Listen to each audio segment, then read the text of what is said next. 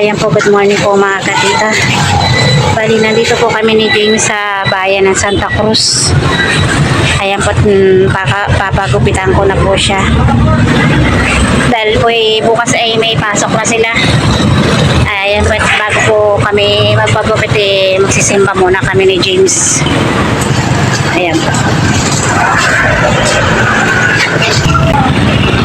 Bali, kami lang po ni James ngayon. Dahil po si Tito Deo po ay lumawas kagabi. Lumawas na po siya ng papuntang Maynila.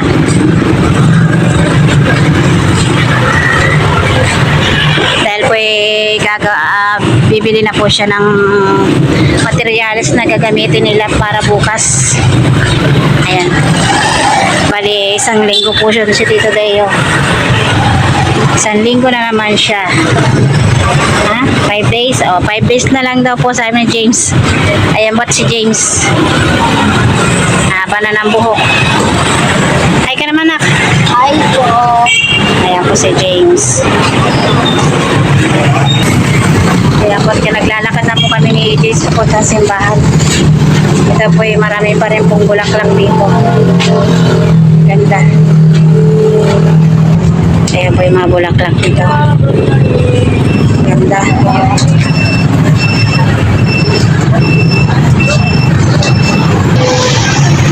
Kaya po kami tatawid na ni James. Ayan, ikot yan, ma. Opo, ikot yan. Bago Ayan punta na po. sila doon. Bawal diretso doon agad. Opo, bawal. Tara na. Dali na.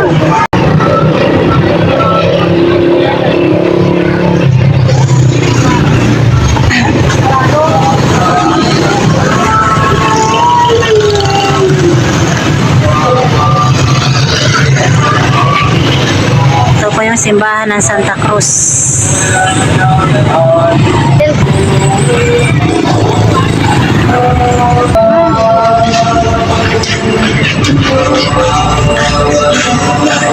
Ayan po, dito na po kami simbahan.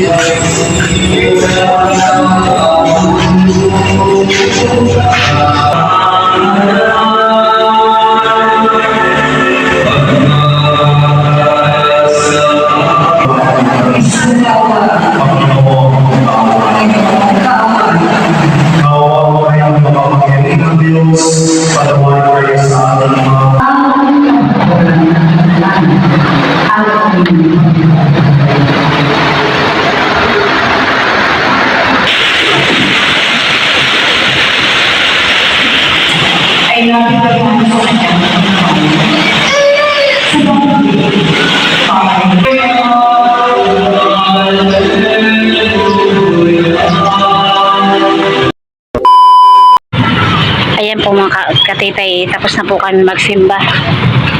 Dahil ayan po, naglalakad na kami ni James. Siya'y papagupitan ko na. Ayan po. Ang init. Alas 10 pa lang po ay sobrang init na. Yan, nandito na po tayo sa barbershop. Yan dahil tao pala, James. Ha? Daming tao. Kaya po, tintay lang po kami ng kaunti at marami pong customer. Ayan po, puro mga bata. Ayan po, si James na po yung kinugupitan. Ayan po, sobrang tagal na maghintay.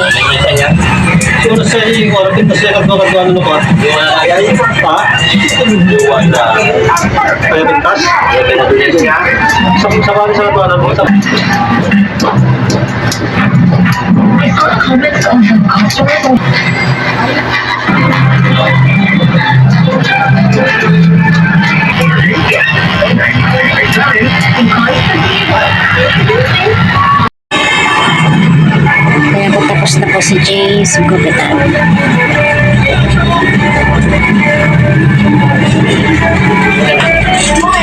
Ayan, pogi na ulit si James. Nakay ka naman, ma. Oo. Ayan po.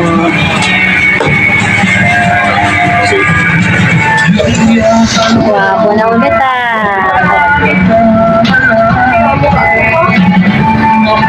Okay na na. Ayan Pati yung Kapitay James. Ready na pumasok ulit po.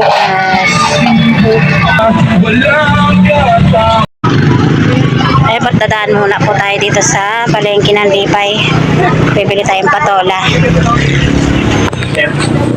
Magkano ito sa patola? Oo. Ha? Patingin niya ito magkano? 60 ang kilo ng patola. Ha? 14? Yung talan, tinda niya. Wala. 42.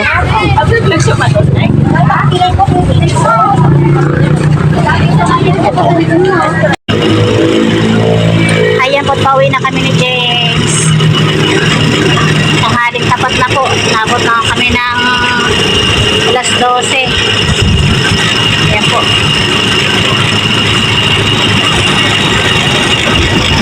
Many unbearable hours later.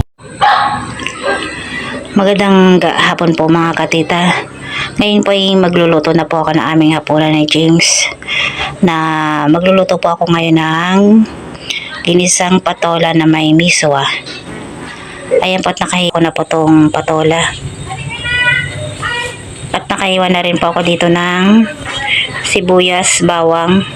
At ito pong binili ko pong karning baboy. Bali, konti lang po yan. Tsaka ito po yung natira nung nakaraan na miswa. Ayan po. At talagyan rin po natin ng pork cubes. Po yung magluluto na ng aming hapunan ni James. Kaya po balit nakainit na po ako ng kawali. At nilagyan ko na rin po ito ng mantika. Ayan. At ito yung ilalagay. Ayan.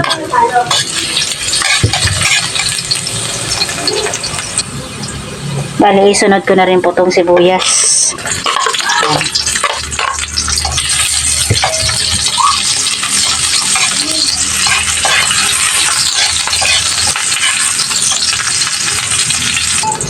At isunod ko na rin ito pong karning baboy. Bali, ito po ay nilaga ko na po kanina.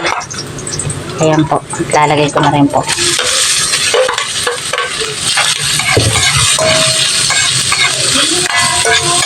Mukhang marami yung ating sahog ah.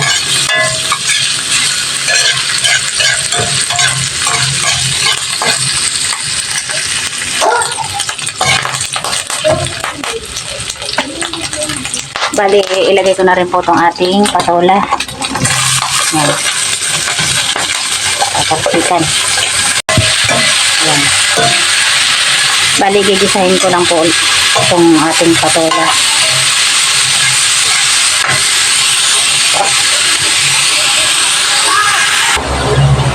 Ayan po, gisang-gisa na po itong ating gulay na patola. Bali, lalagyan ko na po ito ng tubig. Ito po yung pinaglagaan ko kanina ng karning baboy. Ayan, kasi may timpla na rin po yung kanina. Tintay lang po natin kumulo. At lumambot. Ayan, pat kulong-kulo na po ito ating inisang patola. Bali, lalagyan ko na rin po ng nor cubes. Yan. Ating ginisang patola.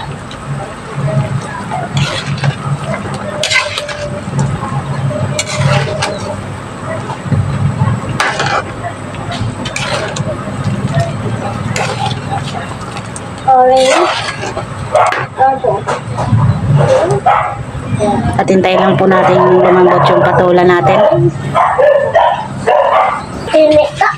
Ayan po, dito po ay mayroon din po tayong papakol. Yan po ay bigay ni na Tita Saning. Papakol. Ayan. Ayan po, malambot na po itong ating patola. Lalagay ko na po itong ating miswa. Ayan.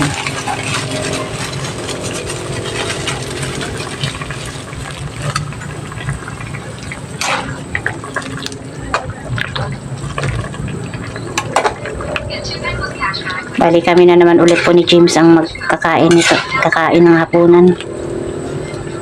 Ayan po. Ay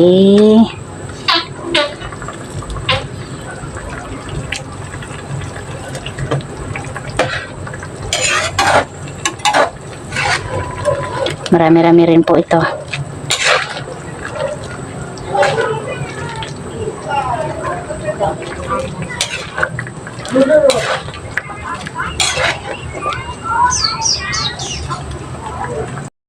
Nagustuhan ka niya.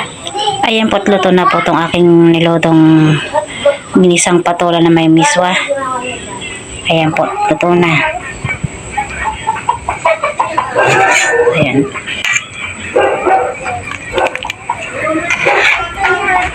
Luto na. Ayan po't tayo kakain na. Kain po tayo.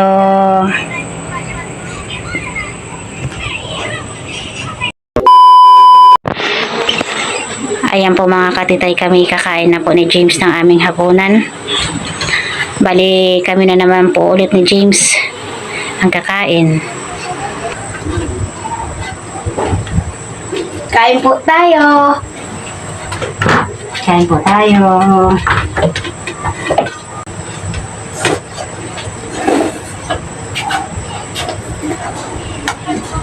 Bukas po may pasok na ulit sila. Isang linggong bakasyon. At sila hindi pa po na nagsawa sa kakalaro ni Kim. Ayan.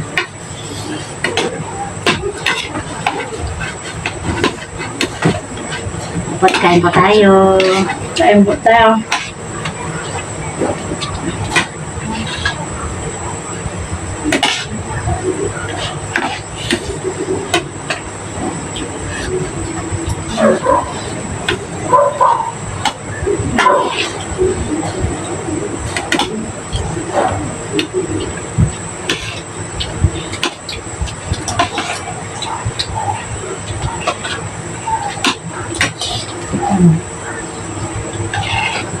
Bali sa linggo pa po yata ang uwi ni Tito Deo.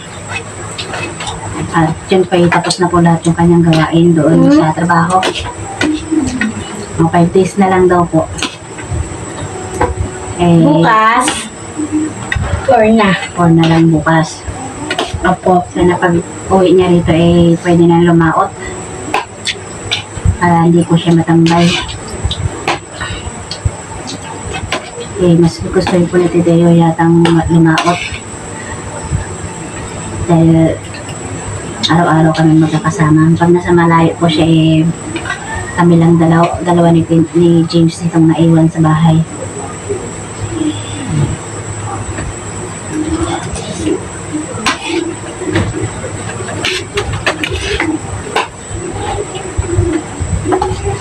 Kami gulay muna ni James patola.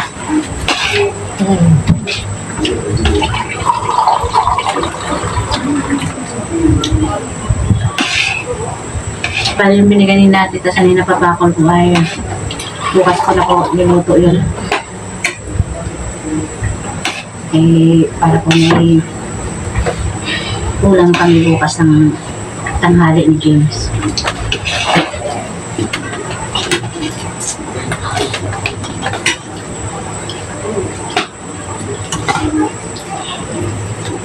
Bilis ko ng araw, ilang buwan na lang po ay Pasko na.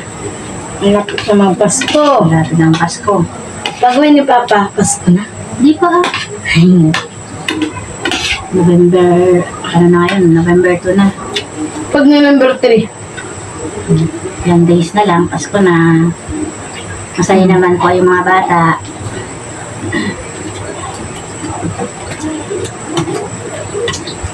Magbibigay ng pera? Pag Pasko? No, wala ka namang ninong dito Puro nasa Antipolo po yung ninong ni James at ninang. Madami. Nag-iisa lang po yung ninong niya dito sa Zambales. Dalawa. Bali yung isa po ay kapatid ni Tito Deo, yung si Sandro. Pero wala rin po ito, nasa Cavite na.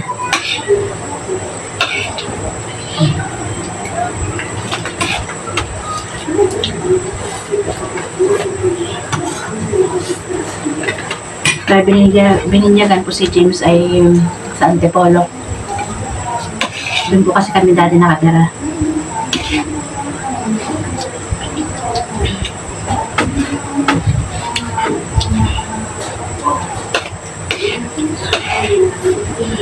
Dito.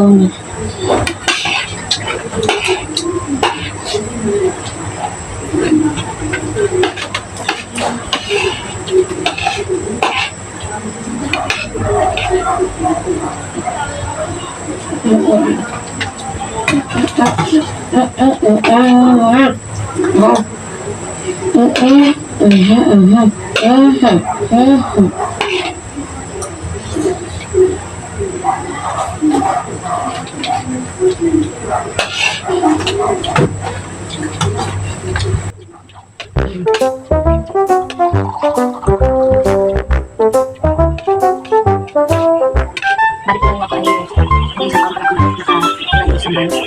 Kung ano ang transaction.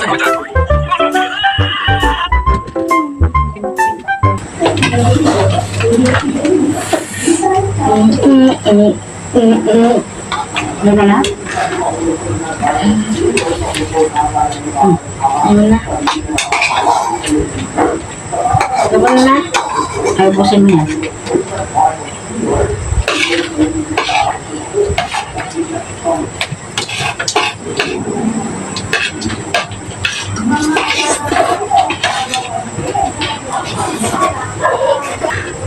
Ayan, patapos na kami kumain. Bye-bye! Bye-bye po!